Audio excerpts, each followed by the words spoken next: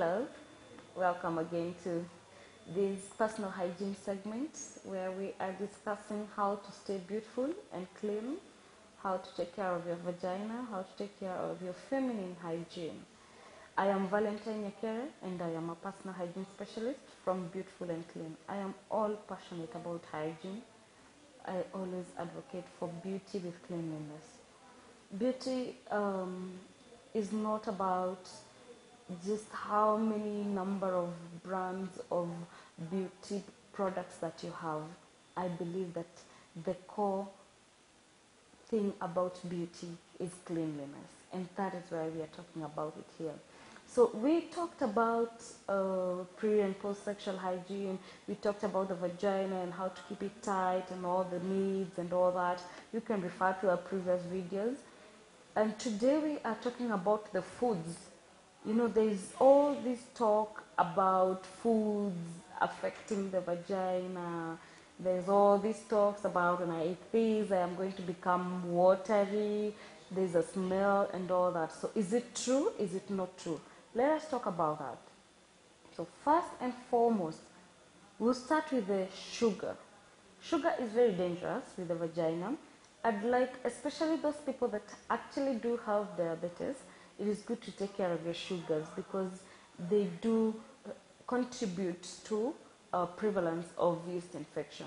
And even for those who do not have diabetes, the more sugar you take, and we're talking about processed sugars, you take a lot of sugar, you take a lot of wheat products that have been enhanced with so much sugar, it could increase your prevalence to get yeast infections. So it is good that you actually keep off from a lot of sugars. If you actually do love your vagina, remember we are talking about loving your vagina and taking care of it, talking about self-love. It is not about other people to take care of your vagina, it is you to take care of your vagina. Second, yogurt. They tell you, oh, take this type of yogurt, take natural yogurt, take this and this yogurt. It is going to help your vagina. Some people tell you, oh, dip a tampon in yogurt and put in your vagina, all those things. What I'll say is, yogurt is good for your system, for your general health.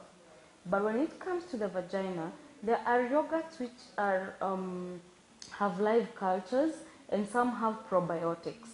And they could actually help with increasing good bacteria in your system so that your system is able to fight the bad bacteria.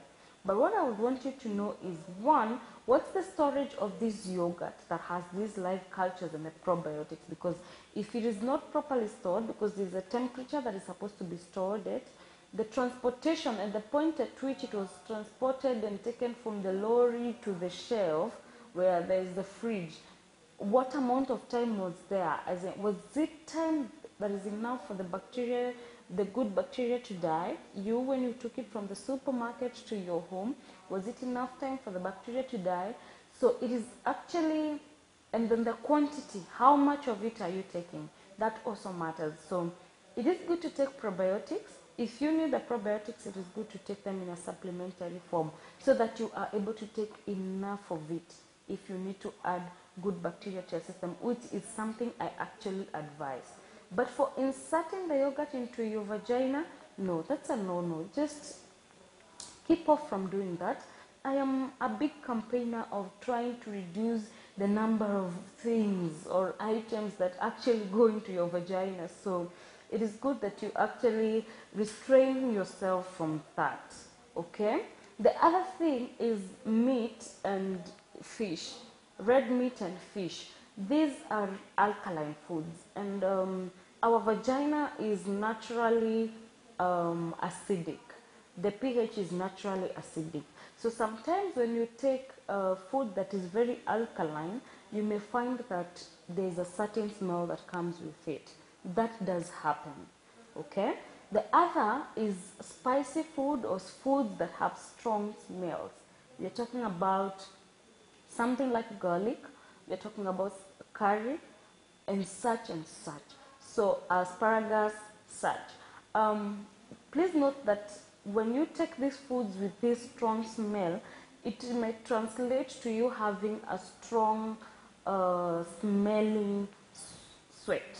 So that is where it comes about, and your vagina having a certain kind of smell because you have taken garlic or you have taken curry or such and such. Okay.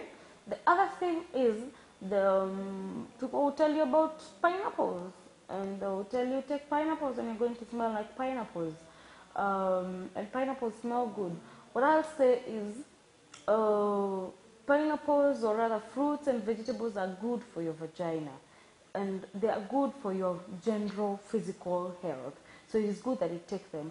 And the fact that they have good acidic levels, some of these fruits and the vegetables, means that they rhyme very well with the vaginal area, the vagina smell, the natural smell. That is how it comes about. But it's not like you're going to smell like a pineapple, really. Yeah. So what can you do actually? Oh yes, and cabbages. I mean, people have talked about cabbages, and they say that cabbages actually give you watery vagina. I really don't know where they can base their research on, but these are some of the myths that can actually spoil your mind. It is very good that you are extremely careful of this, okay?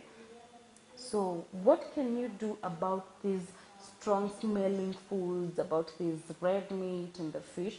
The first thing is you need to take a lot of water. Yes, water does affect your vagina. One is a lubricant, because the vagina, just like the mouth, is an area that should stay lubricated at all times. And the one thing that actually helps that is water. Take enough water. I advocate for 3 liters a day. That is going to do you good. The other thing is for the strong smelling foods, especially if you have taken a lot of garlic, maybe in your kachumbari or wherever, it is good that you take water because it's going to dilute the smell.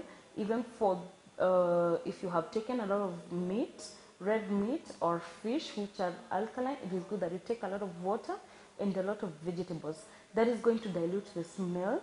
Now, do these foods actually affect the taste? And how is a vagina actually supposed to taste? Because, I mean, people always come to me with those kind of questions. They ask me, how is a vagina supposed to take? And this is my take.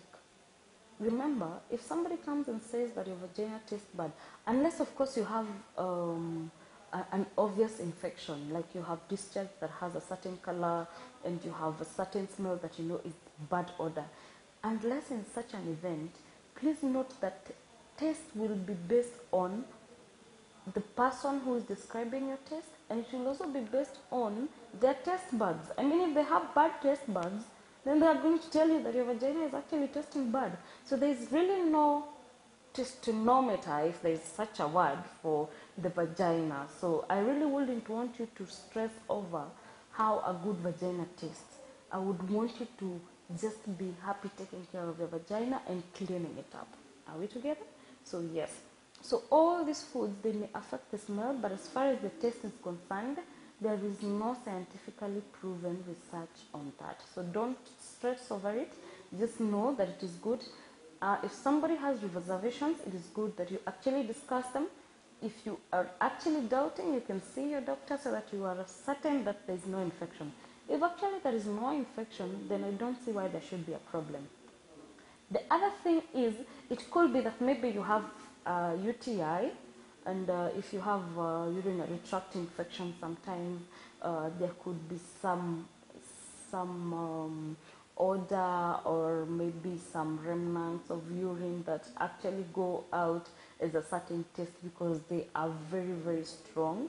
And you know, the first healing process to urinary tract infections is actually water, because you need to be excreting urine that is very, very diluted, that is not concentrated in all the uric acid and the waste, because urine actually is to excrete the waste here.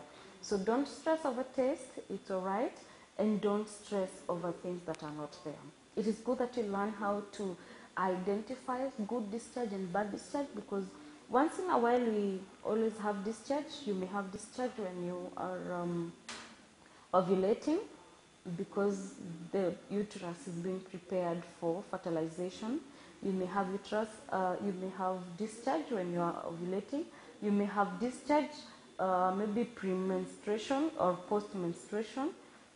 You may have discharge if you're using a certain type of family planning, because if you're using a family planning like the coil, you may note that you have a little bit more of discharge. If you have changed a family planning method, maybe you are using a hormonal method that is actually not picking up with your body very well, you may have discharge. So there are so many factors to discharge, so it is good that you first eliminate those things that could be bringing the discharge. Again, the quantity also matters.